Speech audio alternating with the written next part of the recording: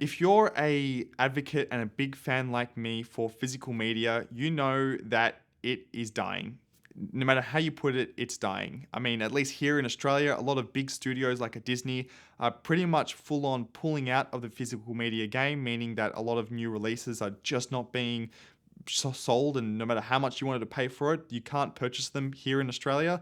And that has become a trend that is increasing as the years go by. I mean, there's two big arguments for owning physical media in terms of Blu-rays and 4K discs for movies. Number one is owning your own films, or not necessarily owning the film itself, but the physical copy of it. So that, for example, which is extremely common these days, streaming services and other digital purchasing platforms like PlayStation and I guess you could call it telecommunication carriers like Telstra here in Australia, decide that although you've purchased a movie, you no longer have access to them anymore. It's completely depressing, and it's something that is worrisome, I guess, which is a big reason why a lot of people like myself purchase physical media, so I can just plug in the disc whenever I want and watch the movie whenever I want without having any stress that it's going to be taken away from me. And the second reason being owning the highest quality format possible for watching a film at home, both from a picture standpoint as well as a sound standpoint.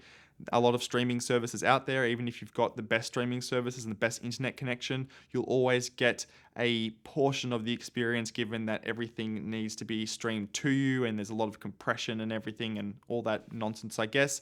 Physical media has its place, and those two reasons are the biggest reasons I find that people love owning a film at home. And because that is becoming such more of a rare breed, I guess you could say, of consumption, with a lot of consumers these days just being able to and wanting to kick back and put their own streaming service on there, it's coming much more of an ancient technology for a lot of people. And because of that, there are less and less reasons that people want to purchase Blu-rays these days and 4K physical discs than ever before, apart from those that absolutely love it, like myself and you watching this video. And that brings me to Dune Part 2. And I guess this message here is for Denis Villeneuve as well as Warner Brothers and anyone else that is associated with it. And it's hard to pinpoint the problem with this, but I find that there are less and less reasons, as I mentioned, for people wanting to purchase 4K Blu-rays like this. So when we get a movie like Dune Part 2, arguably an absolute masterpiece, coming to home media, and we don't get to experience it in almost the best possible limelight, and I'm talking about Dune Part 2 not including IMAX sequences, it's a little bit frustrating, I guess you could call it. It's a little bit heartbreaking. I think it is a beautifully shot movie. I have the absolute luxury and joy of having an IMAX theater nearby here, and literally it's only 20 minutes away. It's the largest 1570 IMAX projection system in the world in terms of screen size at IMAX Melbourne. And when you plug in Dune Part 2 and Dune Part 1, you will not get any IMAX experiences or any IMAX viewing. In fact, the minimum aspect ratio that Dune Part 2 is shot in is 1:9 throughout the entire movie, and the rest of the movie is 1:43. But on the 4K Blu-ray, you will only see Dune Part 2 in 2:35. Now, is this a big deal? To me, it is. I love IMAX sequences. My favorite films watching at home is a lot of Christopher Nolan's work, especially Oppenheimer, The Dark Knight Rises, Dunkirk. I'm trying to think of the other ones, but there's plenty of them out there. I love, for example, as well, watching things like Mission Impossible on IMAX. You've also got films like Star Trek Into Darkness, some incredible IMAX sequences there. And now, we don't know exactly where this decision was made, but I have a slight inkling feeling that Denis Villeneuve specifically wants the IMAX experience to only be seen in IMAX. Now, a lot of people think it might be Warner Brothers as a studio that might feel that are not wanting to share this movie on IMAX at home, but I find that slightly hard to believe purely because a lot of Christopher Nolan's work when he was with Warner Brothers before he moved over to Universal Pictures for Oppenheimer, all of his films were in those shifting aspect ratios, albeit they never went to 1:43 to have that square box. They always expanded up to 1:78 or whatever the 16:9 aspect ratio is on a TV, and I think that's a great way to experience the movie.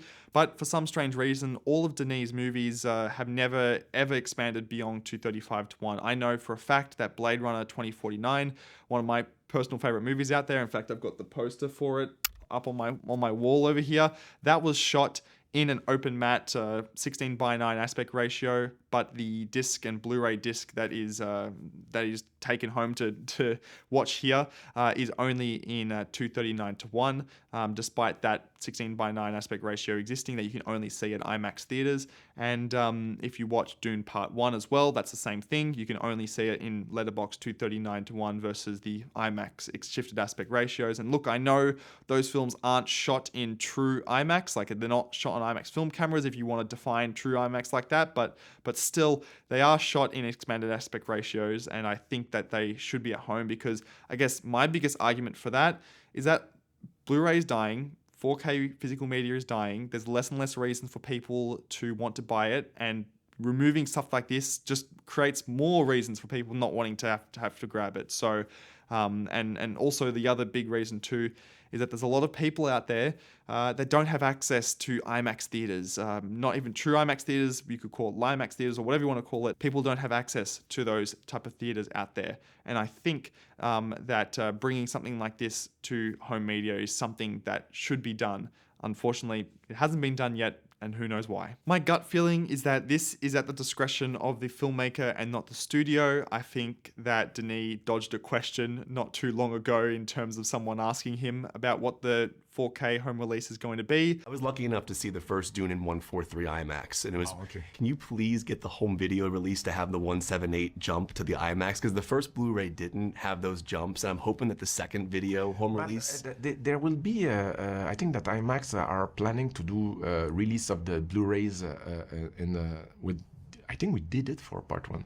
I think they did it, but you're supposed to have a version that exists right now for part 1. Maybe I'm reading into it a bit wrong. I just want to put this video out there because I know a lot of people are thinking about it. I believe in the States and overseas, the disc currently is already out, and here in Melbourne, or here in Australia at least, it comes out in a couple of weeks' time.